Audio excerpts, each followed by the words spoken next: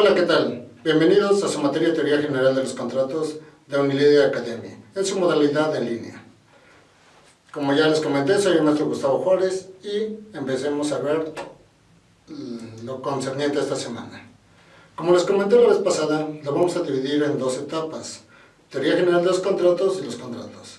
Entonces, esta semana vamos a empezar a ver lo que son la Teoría General de los Contratos. Para eso vamos a entender que contrato se define como un acuerdo de voluntades para crear o transmitir derechos y obligaciones, y es una especie dentro del género de los convenios.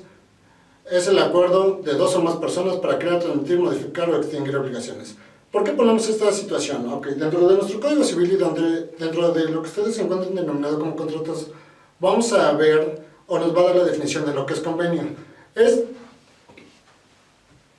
importante destacar esa principal virtud que se va a distinguir de contratos de convenio. Si bien el convenio crea, transmite, modifica y extingue obligaciones, como tal, los contratos solamente van a transmitir derechos y obligaciones o crear derechos. Sin en cambio, se va a diferenciar porque, a final de cuentas, no va a modificar dichas obligaciones. Dentro de nuestra área de estudio de Teoría General de los Contratos, vamos a ver lo que es la parte general y los tipos de contratos. Dentro de la parte general vamos a ver lo que es la libertad contractual, efectos de contrato, clasificación de los contratos, interpretación de los contratos y terminación de los contratos. Y tipos de contratos vamos a ver los contratos en específico. Cada uno de ellos como tal los marca la ley. ¿Qué vamos a entender como libertad contractual? La libertad contractual se va a manifestar en la voluntad autónomamente expresada que determina el establecimiento de las estipulaciones que las partes se otorgan de manera libre. Como les comenté la vez pasada, entre la diferencia de hechos jurídicos y actos jurídicos, vamos a ver que en actos jurídicos va a depender de la voluntad de las partes. ¿Esto qué quiere decir? La libertad que tenemos todos como personas para contraer este tipo de obligaciones y derechos por medio de convenios o como tal por medio de un contrato. En esta libertad también se nos va a manifestar que podemos crear un contrato a nuestro libre albedrío en el cual vamos a estipular ciertas situaciones siempre y cuando no vayan en contra de la ley.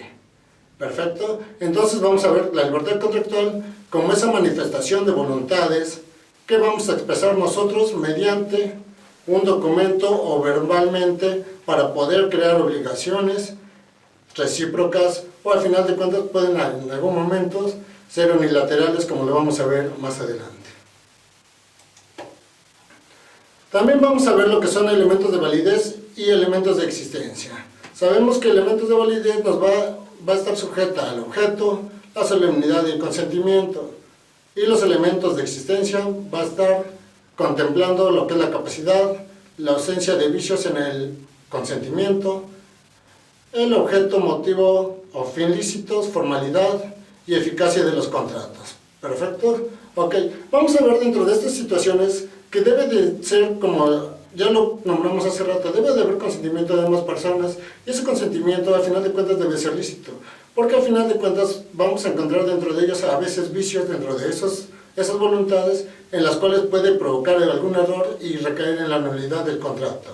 El objeto debe estar establecido directamente dentro del marco legal y la solemnidad debe de estar establecida dentro de esa legislación.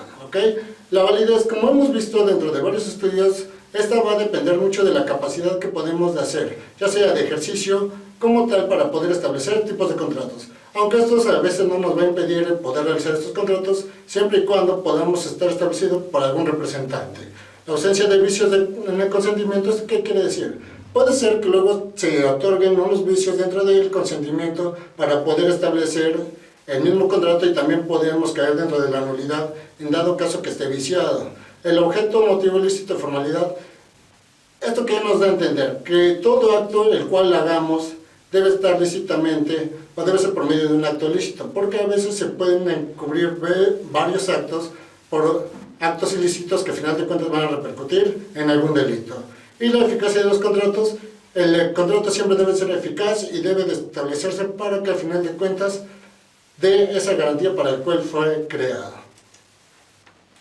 Dentro de la clasificación de los contratos tenemos contratos unilaterales y bilaterales. Los contratos se pueden establecer de estas dos maneras, o más que nada está establecida por varios tipos o criterios de los cuales se dan una clasificación.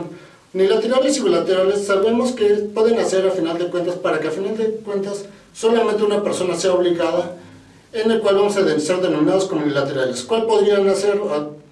Un ejemplo de este podría ser la donación, en el cual solamente una persona se obliga a dar sin que la otra tenga esa reciprocidad de una obligación en contra. Y una bilateral, como lo podemos ver, es la reciprocidad a final de cuentas de que las dos partes se vean obligadas a otorgar cierta situación o ciertas obligaciones. Por ejemplo, lo tenemos un contrato de compra-venta, en el cual alguna vez se va a dar una contraparte, el pago por alguna situación que se dé, por algún objeto, ya sea bien mueble o inmueble. ¿Ok? Tenemos contratos onerosos y gratuitos. Aquellos que ¿cómo se van a estar establecidos? Los onerosos sabemos que es en el cual se va a dar una contraprestación a un servicio o a alguna entrega de algún bien, en el cual se puede dar que a la hora de recibir el bien nosotros podemos pagar, es en el cual se puede dar esos contratos onerosos. Y gratuitos se pueden establecer en el cual también, como dijimos hace rato, no existe esta contraparte de poder dar una contraprestación a un servicio o alguna obligación. Como llámese, también la donación entraría dentro de ese tipo de contratos. Contratos conmutativos y aleatorios. Aquí al final de cuentas debemos de establecer estos dos tipos de contratos como aquellos en los cuales también se van a dar contraprestaciones directamente dentro del contrato. Contratos principales y accesorios. ¿Cuáles son los contratos principales? Son aquellos de los cuales en virtud de ese contrato no nace alguna otra situación para darle una contraprestación. Y accesorios son aquellos que van a estar resguardados, al final de cuentas van a estar amarrados a un contrato principal. Llámese, alguna obligación extra después de un contrato principal, pueden nacer otra prestación dentro de esta situación en la cual nosotros manejemos ciertas obligaciones que dependan dentro del contrato principal. Ok, contratos nominados y nominados.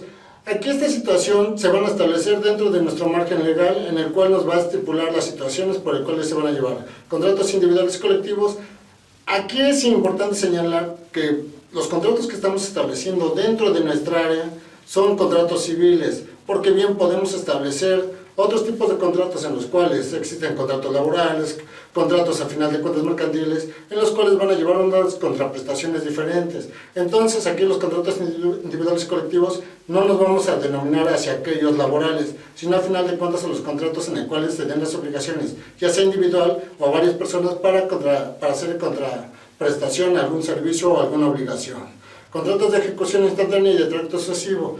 Aquí ¿qué pasa? Hay contratos que al final de cuentas, al momento en el que nazca esa obligación, se debe de eliminar una vez que ya se lleva a cabo dicho acto. Y de tracto sucesivo son aquellos que se van a terminar por un tiempo determinado, en el cual se van a ir estableciendo pagos o parcialidades para poder, a final de cuentas, llegar a darle fin a un contrato. Y contratos de libre discusión y adhesión son aquellos que se van a adherir a alguna situación específica para una contraprestación. Perfecto. Esto sería todo lo que vamos a ver concerniente a la semana número 1, que la vamos a denominar Teoría General de los Contratos. Para que podamos seguir adelante, es necesario que nosotros nos apoyemos directamente en lo que está establecido dentro de nuestra aula virtual, y cualquier duda que tengan pueden apoyarse mandando un mensaje personal y en el cual se les dará respuesta para intentar resolver alguna situación. Esto es todo por mi parte. Gracias.